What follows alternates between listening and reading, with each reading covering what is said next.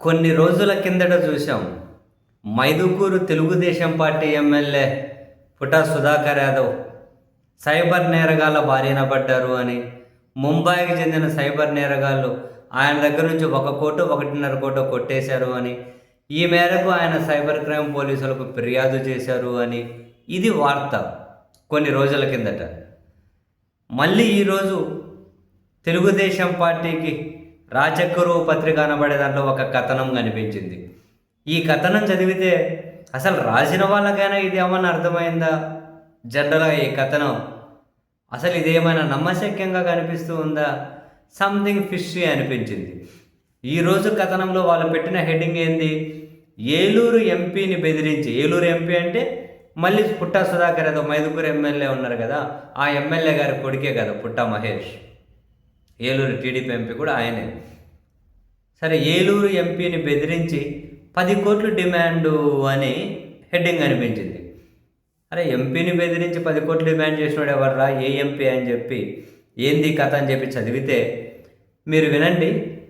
Eluru MP పుట్టా మహేష్తో పాటు ఆయన తండ్రి మైదుకూరు ఎమ్మెల్యే పుట్టా సుధాకర్ యాదవ్ను బెదిరించిన కేసులో ముంబైకి చెందిన రుషాన్ జయకుమార్ వాట్కే అనే వ్యక్తిని పోలీసులు అరెస్టు చేశారు. ఓకే, ఎంపీ వాళ్ళ నాన్నగారైన సీనియర్ నాయకుడిని ముంబైకి చెందిన ఒక వ్యక్తి బెదిరించాడట. బెదిరిస్తే అరెస్ట్ చేశారట. అంటే ఇది సైబర్ క్రైమ్ కాదా? తెలియదు. సరే, నెక్స్ట్ ఏమో చూద్దాం. ఆర్టీఐ కార్యకర్తనని చెప్పుకుంటూ మీ ఆస్తుల చిట్టా విప్పుతానంటూ ఈమెయిల్స్ ద్వారా నిందితుడు వీళ్ళను బెదిరించాడట. ఓకే, తర్వాత నాకు 10 కోట్లు ఇస్తే మిమ్మల్ని వదిలిపెడతానని, లేదంటే వ్యవహారాన్ని కేంద్ర దర్యాప్తు బృందాలకు పంపి అంతు తేలుస్తాను అని ఎంపీని పలుమార్లు బెదిరించాడట. అంటే మల్టిపుల్ టైమ్స్ అనుకోవాలి, పలుమార్లు, లేదంటే ఎన్నిసార్లు మరి. తనకు వరుసగా ఫోన్ కాల్స్ వచ్చిన నేపథ్యంలో ఈ ఎంపీ ఏం చేశారంట, ఆ నిందితుడిని చర్చిద్దాంరా అని చెప్పి పిలిపించాడట.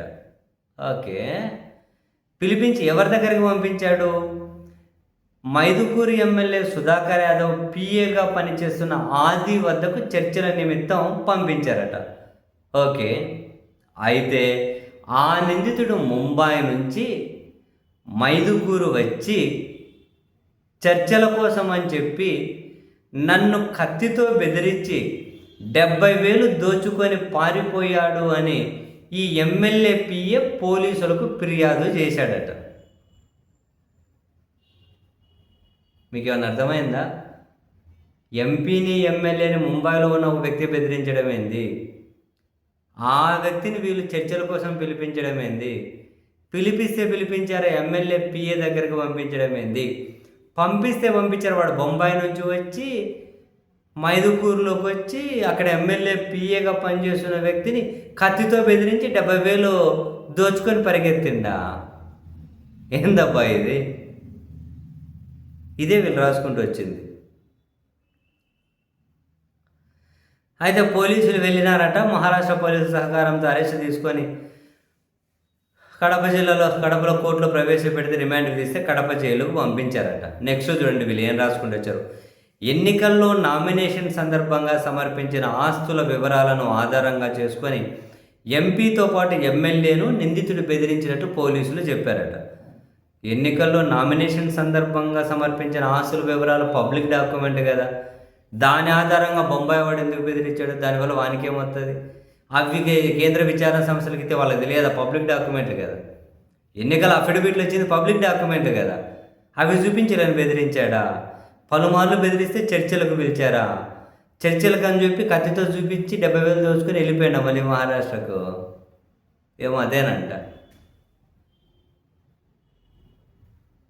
వీళ్ళే రాసుకుంటూ వచ్చారు. ఆ రాసిన వాళ్ళకి అర్థమైందా ఇదేంటి, ఇది ఎట్లా సాధ్యమవుతుంది ఇవన్నీ అని? ఏమో మరి.